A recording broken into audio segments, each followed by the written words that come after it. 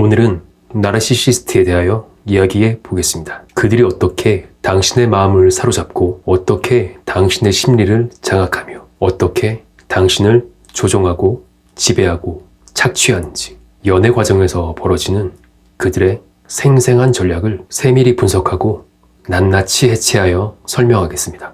오늘 영상에서는 나르시시스트의 개념과 그들의 연애 과정을 시작부터 결별 단계까지 전 과정을 빠짐없이 다루었기에 이 영상 한 편만 보셔도 큰 그림과 세부 사항을 확실히 짚고 갈 수 있어서 끝까지 보시면 많은 부분에서 분명히 도움이 된다는 생각이 드실 겁니다. 시청하시는 동안 여러분들의 머릿속에 누군가가 떠오를지도 모릅니다. 특히 여러분이 경계선 성격이시거나 의존성 성격이시라면 또는 분리불안을 겪고 계시다면 꼭 보셔야 합니다. 혹여나 받게 될 엄청난 피해를 미리 방지할 수 있을 테니까요. 영상 보시기 전에 구독과 좋아요 눌러주시고요. 그 밖에 다른 성격 장애가 궁금하시다면 상단에 링크 클릭해주세요. 그럼 시작하겠습니다.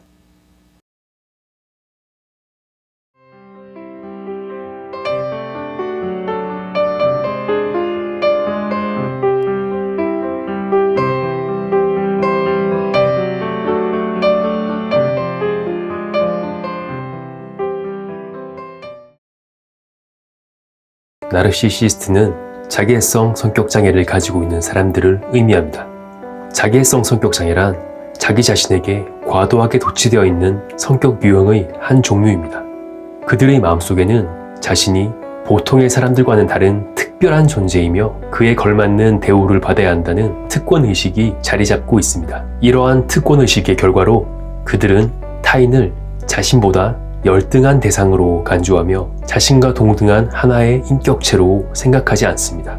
그들은 타인에 대한 공감 능력이 결여되어 있으며 따라서 매우 자기중심적이고 일방적으로 행동합니다. 그래서 주변 사람들과 많은 갈등을 일으키기도 합니다. 하지만 모든 나르시시스트가 이렇게 위험한 것은 아닙니다. 특별히 병적인 징후가 나타나지 않는 자기애성 성격도 있으니까요. 나르시시즘에도 다양한 하위 유형이 있습니다.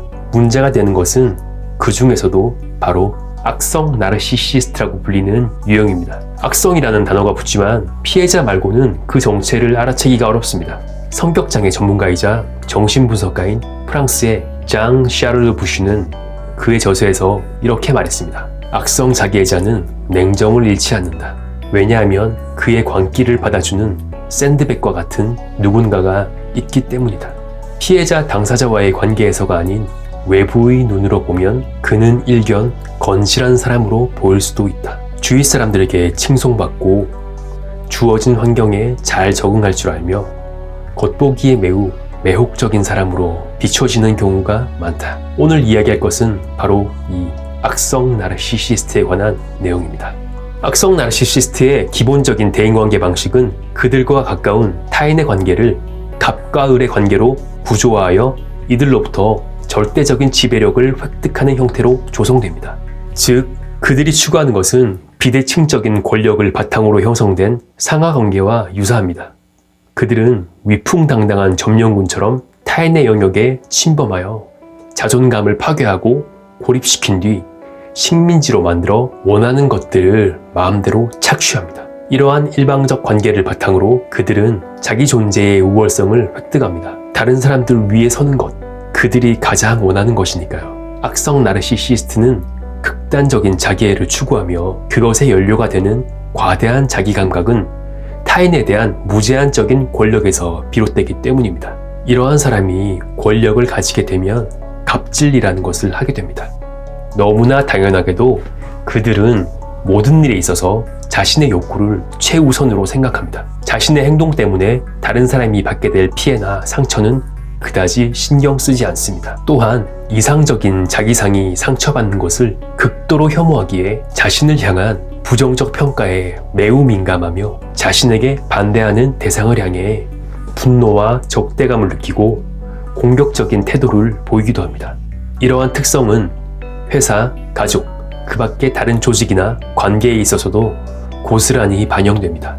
이제 본격적으로 연애에 있어서 이들의 행동 양식을 하나씩 살펴보겠습니다. 처음은 애정 폭격으로 시작합니다. 그들은 관계 초기부터 상대방에게 엄청난 애정을 쏟아붓습니다. 전쟁 중에 적군의 영토를 점령하기 위해 미사일과 폭탄을 폭격하듯이 그들은 상대방의 마음을 빼앗기 위해 사정없이 애정 공세를 퍼붓습니다. 그들은 마치 운명의 상대를 만난 것만 같은 적극적이고 열렬한 구애를 통해 상대방이 로맨스 영화의 주인공이 된 것 같은 기분을 느끼게 합니다. 만남 초기에 이들은 상대방의 성격이나 기호를 복사기로 찍어낸 것처럼 흉내냅니다. 좋아하는 것, 싫어하는 것, 취향, 꿈, 미래에 대한 관점, 인생의 방향 등 모든 것을 상대방의 기호와 취향에 맞춤으로써 상대방과 급속히 가까워집니다. 마치 거울로 보는 것과 같다고 해서 이것을 미러링이라고 하며, 이렇게 서로의 공통점을 부각시킴으로써 그들은 상대방과 급속히 친밀감을 형성합니다. 또한 그들은 끝없는 칭찬을 퍼부으며 상대방이 즐거운 기분에서 헤어나지 못하도록 만듭니다. 그들은 말합니다. 넌 너무 아름다워. 세상에서 제일 예뻐. 너와 함께 있으면 믿을 수 없을 만큼 황홀해. 그들은 온갖 찬사와 달콤한 말을 속삭입니다. 또한 선물과 꽃다발, 생각지도 못한 이벤트를 통해 상대방을 기쁘게 합니다. 그들은 평소에 상대방을 주시하다가 곤란한 상황에서 번개처럼 나타나 상대방이 겪고 있는 문제를 영웅처럼 해결해 주기도 합니다. 여기서 명심해야 할 것이 있는데요. 정말로 상대방을 도우려는 사람은 상대방을 도우려는 행위 그 자체에 초점을 맞춥니다. 하지만 그들은 상대방에게 멋지고 특별한 인상을 주려는데 중점을 둡니다. 상대방의 신뢰를 얻어내기 위해서요. 이러한 과정을 통해 상대방은 그들을 더욱더 신뢰하게 되며 의존하게 됩니다. 또한 그들은 상대방에 대한 관심을 가장하며 수많은 질문을 통해 상대방에 대한 정보를 낱낱이 파악하려 합니다. 사소한 것에서부터 점차 그들의 꿈, 목표, 두려움, 상처 등 점차 개인적이고 사적인 영역으로 이동합니다. 이렇게 얻어낸 정보는 이후 상대방을 조정하기 위한 수단이 됩니다. 이러한 애정 폭격을 통해 상대방을 황홀하게 만들고 듬뿍 사랑받고 있다는 기분이 들게 합니다. 변치 않는 사랑을 맹세하는 그들의 모습은 너무나 열정적이고 매력적으로 보입니다. 그들은 이렇게 상대방의 마음속에 빠른 속도로 파고듭니다. 그들은 애정 폭격에 무척이나 공을 들이는데 두 가지 이유가 있습니다. 첫 번째는 애정 폭격을 통해 상대방의 신뢰를 얻고 경계심을 해체시킬 수 있습니다. 두 번째는 이 단계에서의 흥분되고 좋았던 기억들이 이후 그들에게 착취당하는 상황에서도 그들을 쉽게 떠나지 못하게 만드는 심리적 제동장치로서 작용합니다. 그들은 상대방을 너무나 가치 있고 특별한 존재로 느껴지도록 대우했거든요. 그것은 너무나 황홀한 경험이죠. 애정 폭격이 성공적으로 완료되면 이제 상대방은 이제껏 만나온 다른 누구보다도 그들이 멋진 사람이라고 생각하게 됩니다. 운명의 소울메이트로 여겨질 정도로요. 이제 당신은 그들에게 완전히 마음을 열게 됩니다. 이제 당신은 심리적으로 무방비 상태가 됩니다. 초기 단계의 두 번째 과정은 바로 길들이기입니다. 상대방의 신뢰를 얻게 된 그들은 본격적으로 상대방을 길들이는 작업을 시작합니다. 이것을 그루밍이라고 하는데요. 그루밍이란 쉽게 말하면 상대방을 그들의 요구를 충족시키는 맞춤형 인간으로 만드는 과정입니다. 이제 핵심적인 그루밍 방법을 설명드리겠습니다. 첫 번째는 칭찬을 통한 길들이기입니다. 예를 들면 이런 겁니다. 넌 내가 밤늦게까지 놀아도 날 통제하지 않아서 좋아. 넌 내가 친구들과 함께 있을 때 간섭하지 않아서 좋아. 넌 내가 연락이 안 돼도 불안해하지 않아서 좋아. 이 같은 칭찬은 공통적인 구조를 가지고 있습니다. 그것은 바로 당신이 자신이 원하는 조건을 만족시켜 줄 때만 사랑해 주겠다는 메시지를 우회적으로 전달하는 것입니다. 즉, 특정한 조건을 만족시켜 줄 때만 너를 사랑해 주겠어. 그러니까 내가 시키는 대로 해. 라는 명령을 칭찬이라는 형식으로 위장하여 전달하는 것입니다. 두 번째는 예전 연인에 대한 험담을 늘어놓는 것입니다. 예전 연인이 정신적으로 문제가 있었다든지, 나에게 정신병적으로 집착했다든지, 혹은 바람을 피워서 나를 너무 힘들게 했다든지 하면서 말이에요. 이러한 험담을 통해 당신이 그들의 이전 파트너들보다 얼마나 멋진 사람인지 비교하며 당신을 추켜 세웁니다.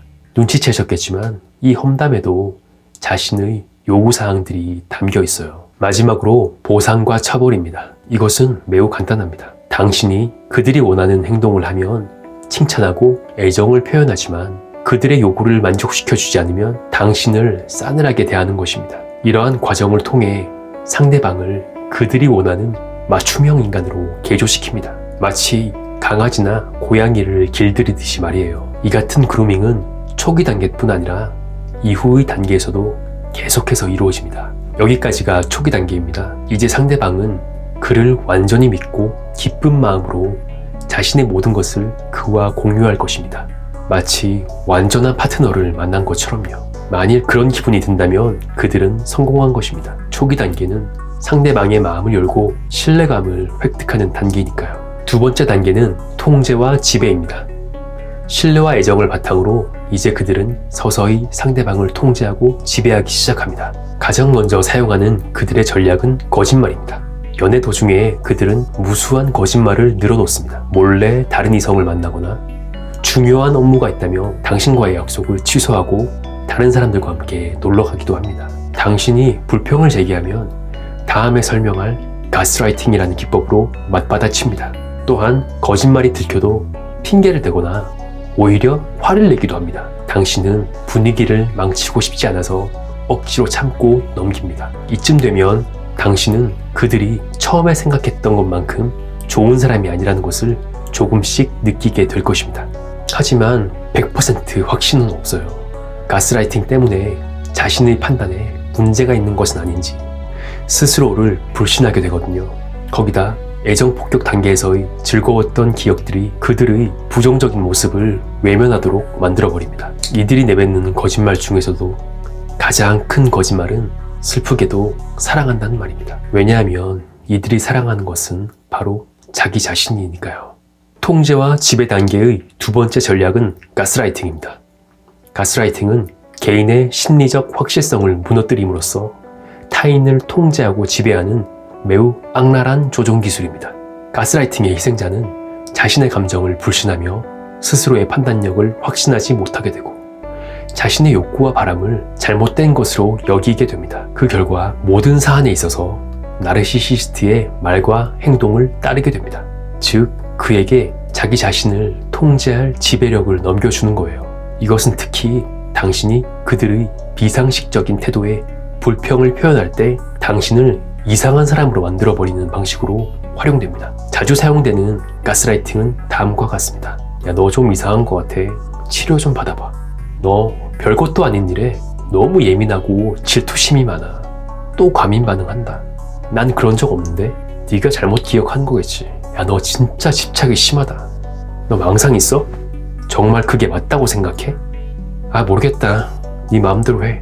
이러한 말들을 계속 듣게 되면 자신에 대한 확실성을 잃어버리게 되고 스스로를 신뢰하지 못하게 됩니다. 그 결과 내가 비정상인가? 또는 나한테 문제가 있나 하는 생각을 하게 됩니다. 그들은 끊임없이 당신이 잘못됐고 병적이며 결함이 있는 것처럼 느끼게 할 것입니다. 그 결과 당신은 심리적으로 몹시 불안해지고 취약해지며 그들이 원하는 대로 행동하고 생각하도록 길들여지게 됩니다. 초기 단계에서 그들이 칭송에 맞지 않았던 당신의 모든 장점은 이제 그들에게 조롱거리로 활용됩니다. 그들은 당신의 외모, 옷, 구두가 촌스럽다며 당신을 비난합니다. 머리부터 발끝까지 꼼꼼히 훑어보며 마음에 들지 않는 점을 지적합니다. 그 결과 상대방은 그들의 비위를 맞춰주기 위해서 자신을 꾸미고 그들의 취향을 만족시키려 노력합니다. 또한 그들은 다른 사람들과 당신을 비교하며 당신을 못난이로 만듭니다. 때로는 다른 이성과 친밀하게 지내는 모습을 의도적으로 노출시키기도 합니다. 이러한 행동은 상대방의 열등감과 불안을 조장하고 자존감을 파괴합니다. 때로는 은근히 상대방의 앞에서 다른 이성을 칭찬하며 경쟁을 조장하는 것을 즐기기도 합니다. 또한 이들은 다른 사람들 앞에서 당신을 조롱합니다. 외모뿐 아니라 상대방의 성격이나 감각, 지적 능력이나 판단력 등이 그 대상이 됩니다. 하지만 이러한 조롱은 우스갯소리를 통해 이루어지기에 당신이 반발하면 고작 농담한 거 가지고 왜 그러냐며 가스라이팅으로 당신을 이상한 사람으로 만들어버립니다. 이러한 일이 반복되면서 그들의 비난을 점점 사실로 받아들이게 됩니다. 이쯤 되면 분명히 뭔가 이상하다는 것을 느낄 겁니다. 당신을 함부로 대하고 존중하지 않으며 도저히 연애라 볼 수 없는 이런 관계에 대해서 의문을 제기할 수밖에 없습니다. 하지만 늘 그러던 대로 이들은 가스라이팅을 통해 별것도 아닌 일에 과민 반응을 한다며 오히려 당신을 몰아붙일 것입니다. 하지만 당신이 끝까지 확고한 모습을 유지한다면 이들은 자신의 전략을 수정할 것입니다. 동정심과 죄책감을 유발하는 방법으로요. 그들은 슬픈 얼굴로 말할 것입니다. 자신에게 괴로운 과거가 있었다거나 지금 여러 가지 일들로 너무 힘든 상태라거나 너를 너무 사랑해서 그랬다거나 이들은 당신 앞에서 무력하고 약한 모습을 보이고 때로는 눈물까지 흘리며 당신의 동정심을 유발합니다. 그들의 이러한 연기는 당신과 그들의 역할을 순식간에 뒤바꿔버립니다. 이제 당신은 악성 나르시시스트의 희생자에서 나약한 사람을 질책하는 가혹한 공격자가 됩니다. 이제 잘못한 사람은 그가 아니라 당신이 됩니다. 이것은 당신을 악당으로 만들어버리는 확장된 방식의 가스라이팅입니다. 그는 당신의 마음에 생긴 혼란의 틈새로 치밀하게 파고들어와 결국 당신은 그들을 용서하게 됩니다. 다른 방법으로 그들은 당신의 화와 분노에 상처받았다는 제스처를 취하기도 합니다. 이 또한 상대방의 마음에 죄책감을 일으키는 한 가지 방법입니다. 이렇게 동정심과 죄책감을 유발하는 전략을 통해 그는 당신에게 함부로 대해도 되지만 당신은 그럴 수 없는 권력의 불균형 상태가 점점 확고하게 구축됩니다. 관계의 일방성은 점점 심해지게 됩니다. 이들은 당신을 따뜻하게 대하다가도 특별한 이유 없이 갑자기 차갑게 돌변합니다. 그들은 마치 당신을 자신의 인생에서 불필요한 존재인 것처럼 취급합니다. 당신은 극심한 고통에 빠지지만 지속적인 가스라이팅을 통해 자기 자신에 대한 불확실성에 사로잡혀 있어서 모든 것이 혼란스럽고 불안하여 그들에게 정서적으로 집착하게 됩니다. 그들이 당신에게 애정과 관심을 덜 표현할수록 당신은 그것을 더욱더 갈망하게 됩니다. 이들은 타인의 기분을 배려하지 않습니다. 연애가 어느 정도 지속된 후에 여러분은 그들에게서 공동의 사회를 살아가는 한 사람의 구성원으로서의 상식적인 공감 능력이 결여되어 있다는 것을 알게 될 것입니다. 사랑하는 사람에게 하지 말아야 할 말과 행동을 하고 함부로 대하는 태도를 보면서 연인으로서 존중받지 못하는 자신의 처지를 인식하게 될 테니까요. 이러한 문제를 해결하기 위해 그들에게 당신이 느낀 말을 직접 이야기하고 사과를 요구할 수도 있습니다. 하지만 언제나 숙이고 들어가는 쪽은 바로 당신입니다. 왜냐하면 이들은 다음의 전략을 사용하기 때문이에요. 바로 이별 암시입니다. 사랑하는 연인 사이라면 다툼이 일어나더라도 화해를 하고 서로의 기분을 풀어주며 다시 원래의 관계를 회복하려고 노력합니다. 시간이 걸리더라도 둘 사이에 애정이 있다면 결국 대화를 통해 해결하게 되죠. 하지만 그들은 그렇지 않습니다. 다툼이 일어나면 이들은 곧장 헤어질 것처럼 행동합니다. 얼음처럼 냉담해지고 아무 말도 하지 않거나 문을 쾅 닫고 나가버리거나 연락을 하지도 받지도 않습니다. 상대방이 먼저 사과하고 용서를 빌 때까지 그들은 당장이라도 관계를 끝내버릴 것처럼 행동합니다. 불안해진 상대방은 그들에게 집착하게 되고 그들이 원하는 대로 행동하게 됩니다. 지배력을 높이기 위해 그들은 당신을 가족들과 친구들로부터 떼어냅니다. 그리고 오로지 자신하고만 관계를 맺도록 유도합니다. 예를 들면 이렇게 말이죠. 야, 네 친구들 이상해. 같이 어울리면 안 좋을 것 같은데. 또는 그저 친구 사이라는 것을 알면서도 너 저 사람이랑 바람 피우고 있지. 그 모임 나가지 마. 라며 상대방을 질책합니다. 상대방은 혼란스러우면서도 그의 말을 따를 수밖에 없습니다. 이미 그는 당신의 마음 깊숙이 들어와 있으니까요. 또한 당신과 당신의 친구들을 이간질시키고 심지어 당신의 친구들을 자신의 편으로 만들기까지 합니다. 때로는 여기서 더 나아가서 당신의 직장과 취미생활마저도 즐기지 못하도록 만듭니다. 그 일은 너랑 안 맞는 것 같아. 또는 왜 그렇게 돈도 안 되는 일로 시간을 보내? 라는 말을 반복하면서 말이에요. 이러한 고립 전략을 통해 그들이 얻고자 하는 것은 자신이 당신의 인생의 유일한 사람이 되는 것입니다. 당신이 그들에게 더욱 의존하고 매달리도록 말이에요. 나르시시스트와의 연애에서 마지막 단계는 파국 단계입니다. 그들은 다른 목표 대상이 나타나면 지금까지 상대방과 이별을 택할 수 있습니다. 물론 이별의 이유는 전적으로 당신의 잘못으로 몰아갈 것입니다. 그들과 헤어져도 긴 후유증이 남습니다. 우울, 파괴되어 버린 자존감, 망가진 대인관계, 고통을 잊기 위한 물질 남용이 바로 그 대표적인 예입니다. 많은 희생자들이 그들에게 받은 상처 때문에 괴로워합니다. 하지만 잊지 마세요. 당신은 피해자입니다. 절대로 자신을 탓하지 마세요.